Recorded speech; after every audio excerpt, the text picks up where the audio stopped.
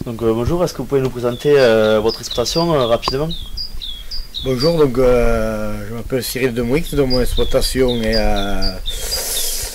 se situe à l'angle de la Tarn-et-Garonne, de la Haute-Garonne et du Gers. Donc j'ai 130 hectares, dont les trois quarts sont en terre forte, argilo-calcaire, et un tiers qui est en boulbène limono-argileuse.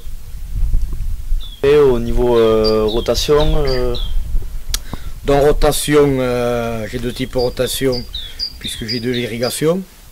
Donc j'ai une rotation avec la plupart du temps soja, blé et après tournesol et un peu aussi de blé dur en blé sur blé. Et ensuite la rotation sec qui là c'est un peu plus limité, tournesol, blé et un peu de colza de semences. Ensuite, bon, depuis l'année dernière, donc j'ai inclus le pois chiche. Moi, c'était surtout intéressant dans la rotation sèche, où j'ai que le tournesol, j'ai pas trop de solution, donc c'est pour un peu casser la rotation. Donc c'est surtout là que c'est intéressant pour moi. et en termes de surface, ça correspondait à combien à peu près? Moi, j'ai fait un peu moins de 4 hectares de pois chiche. D'accord. Donc vous m'avez dit que vous avez introduit les légumineuses l'année dernière. Pour quelle raison? Donc, bon, mais c'est déjà parce que Calisol a cette volonté d'amener la légumineuse dans la rotation et de changer un peu d'itinéraire et pour valoriser un peu d'autres cultures. Ensuite, bon, moi par rapport à la rotation, c'est surtout pour casser la rotation blé tournesol parce que en tournesol on arrive à plafonner avec des problèmes de maladie, de salissement. Et donc c'est pour ça que je suis parti là-dessus. En plus, bon, je fais quand même du soja depuis que je suis installé. Donc je connais un peu les légumineuses, même si c'est pas tout à fait pareil. J'ai fait aussi des pois protéagineux il y a quelques années de ça. Donc c'est intéressant. Après, c'est intéressant aussi pour les reliquats azotés. Parce que bon, on sait qu'avec le bilan azoté, on va être plus ou moins limité de ce côté-là. Donc je pense que c'est intéressant de se tourner vers ces cultures-là. Donc après, quels ont été les freins et les motivations concernant ce changement de pratique? Alors les freins, bien évidemment, l'inconnu, puisque bon, moi je partais à l'inconnu, la coopérative aussi, les techniciens. Bon, après, si personne ne se met à l'eau, on n'arrive pas à avancer, donc bon, c'était quelque part le premier frein. Après le prix, on ne sait pas trop vers où on partait. Après bon, Fabien a pu nous assurer un prix, on va dire, assez correct. Les motivations, bon, les motivations, comme j'ai dit, moi ça a été pour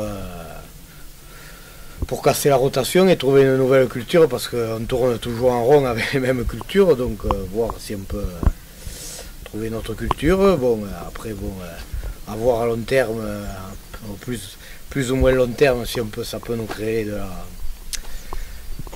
du résultat.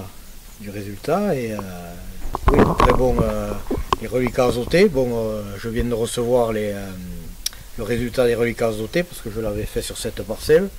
Donc on est à 95, ce qui est pas mal. Donc c'est quand même intéressant.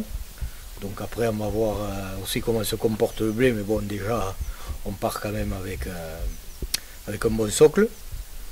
Donc je pense que c'est intéressant. Après bon c'est une culture qui libère vite la terre, qui est facile à travailler parce qu'il n'y a pas beaucoup de résidus. Donc de ce point de vue là c'est intéressant. Donc je voulais savoir comment vous avez procédé pour introduire donc, cette nouvelle culture au niveau technique. Ouais, autant pour moi. Donc de quelle manière vous avez procédé pour introduire cette nouvelle culture, peut-être revoir l'itinéraire technique? Donc alors moi je suis parti avec un semis à monograine. Donc j'ai fait une préparation du sol avec herse rotative et herse plate derrière. Et j'ai semé avec le monograine à une distance d'à peu près 47 cm de rang. Et je pense, enfin à mon avis, j'ai eu une très bonne levée, parce qu'il y en a avec les semoirs à blé ont eu des soucis, surtout les oiseaux qui ont mangé les grains qui étaient dessus. Donc moi j'ai quand même eu une bonne levée régulière, homogène. Et ensuite, bon, cette année, il faut dire c'était une année très délicate pour le pois chiche.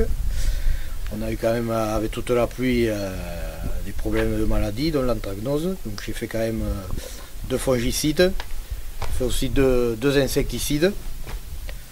Et ensuite, pour le salissement, bon, on n'a pas trop de solutions en rattrapage. Donc j'avais fait un désherbage Prol Challenge. Après, j'ai pas eu trop de problèmes de salissement, donc bon, c'est bien passé, parce que le problème c'est qu'on n'a pas trop de recours. Et donc voilà, donc bon, moi l'avantage c'est que j'avais une parcelle très bien exposée au sud, sans bas-fond, qui se ressuyait vite. Et c'est quand même, pour l'année, il valait mieux ça que des fonds de vallée où l'eau restait. La récolte, je l'ai fait avec mon moissonnelle personnel. J'ai changé le contrebatteur, j'ai mis le contrebatteur à maïs pour moins casser, mais je pense que ça a que très peu d'incidence. Il y a pas.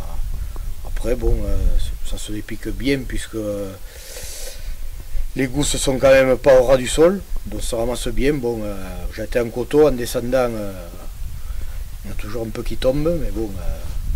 Sinon, c'est satisfaisant. Ouais, ça fait pas trop mal. Donc avec cette expérience sur le pois chiche, est-ce que vous avez des perspectives d'évolution avec d'autres cultures à intégrer, d'autres légumineuses? Donc le pois chiche, bon, là le prix a été revalorisé. Donc là ça devient intéressant, sachant que bon, l'année dernière ça a été une année difficile. Donc on a quand même, faut pas trop se baser là-dessus, donc on espère quand même faire un rendement un peu supérieur. Donc avec un rendement supérieur et un prix supérieur, on devrait faire un résultat un peu plus important, donc ça va devenir intéressant. Mais après le problème c'est que je crois que pour augmenter la surface ça va être difficile, puisqu'on nous dit qu'il faut au moins 6 ans de retour. C'est vrai, pas y revenir plus de 6 ans. Puis il vaut mieux avoir des versants sud et pas des terres qui s'asphyxient point de vue haut. Donc c'est quand même limité sur l'assolement. La proportion sur l'assolement va être limitée. Après partir sur autre chose, bon, il faut voir, mais bon, les lentilles ou les haricots vont avoir d'autres problématiques plus importantes, que ce soit pour le ramassage ou surtout pour le ramassage. Donc là c'est à voir, et je pense qu'il faut que ça soit plus rentable et plus sûr pour nous pour pouvoir rentrer à ce créneau là.